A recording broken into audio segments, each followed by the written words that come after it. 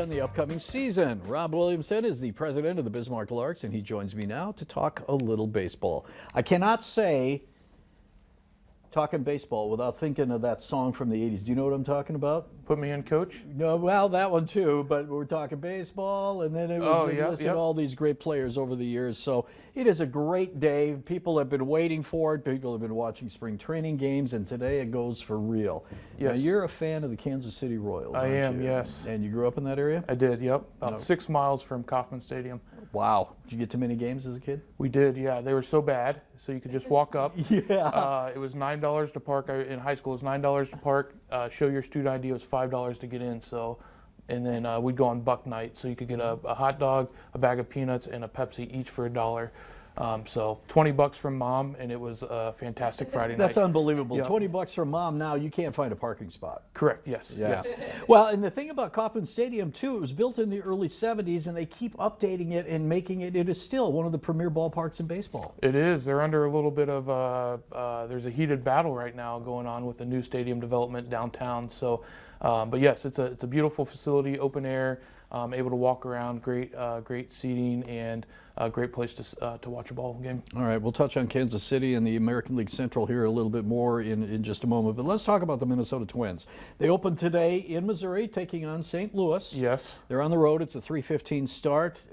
Former Twins, Sonny Gray on the mound for the Cardinals against Pablo Lopez for the Twins. So yes. A couple of former Twins going head to head. Yes, it'll be fun to watch. The Twins obviously came up short a little bit last year in the playoffs, but there's 3 teams in the Central there that are kind of going to compete, or 4 teams actually. 4 teams, yeah. And the Cardinals should be, I think, a little better this year. They've made some changes, but definitely have a little more youth and experience. And the Cardinals are always tough. So, they always are, no matter what. The Twins, in my lifetime, they've never been bad.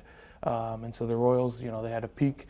You haven't been alive long enough. I know. I'm just saying. The last 20 years. They're never just. The White Sox are like atrociously bad, right? Man. The Twins, they haven't reached the pinnacle, but they never seem to be just like the laughing stock of baseball. So. Well, the Twins have reached the pinnacle twice in my lifetime. That was in '87 and in '91, but they've had some down years in the '90s. But let's talk about the Central. The Twins again coming into this season, they got some major injuries. Royce Lewis, one of their potential stars, goes out with a pulled hamstring, and he missed so much time last year. Byron Buxton always seems to be injured.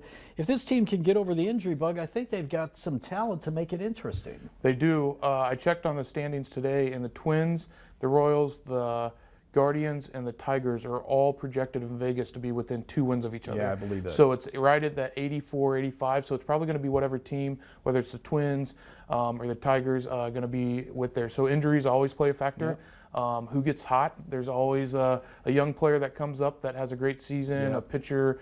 Is there a closer, a relief pitcher, what the injury bug is? But yeah, the Twins, it seems like the last few years, it's always been who's going to be healthy and what they can do with the guys. Because when they're fully healthy, they're pretty hard to beat. A year ago, going into September, the Twins were leading the division, and all of a sudden they fell apart, and Kansas City, Detroit, and Cleveland all made the playoffs from the Central Division. So it's going to be a tough division again this year. All right, let's talk about the big signing over the winter. That was Juan Soto going from the Yankees to the Mets. Yep. My goodness, $765 million for a 15-year contract. That is almost $1 billion for a baseball player. Could you imagine being 26 and signing for that guaranteed money? It's crazy to me what major league players are getting now. Shohei Ohtani had 700 the year before, was the new record. Juan Soto is now 756. You said 765. 765. There you go. It's just crazy how much these numbers are getting to and the pressure. But he'll be 41 when that contract expires.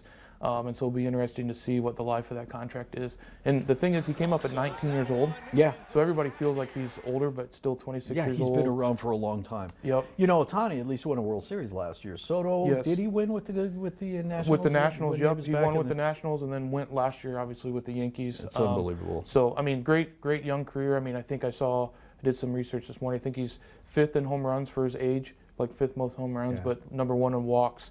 and that's what he's really known for, is just command of the strike zone. Well, he went from the Yankees to the Mets. He didn't have to probably change apartments or mansions or wherever he's living. Yeah, well, Cohen's I think the richest owner in Major League Baseball, and really wants to field a winner. So they spend money, and the Mets never seem to be able to get over the hump, but they spend a lot of money trying to get there. Well, they're still paying Bobby Bonilla, so that's fun. You know, that's what I was thinking when I saw how old that Soto's going to be when his contract expires. I'm like, didn't they learn from Bobby Bonilla? They're still paying him from the 90s. Correct. Yep. Yeah. Yep. All right. We're going to talk a little bit more about Major League Baseball. I want to talk about that strike zone that they experimented with in spring training and the minor leagues are using. Then we're going to talk a little Northwoods League Baseball. You got time to stick around?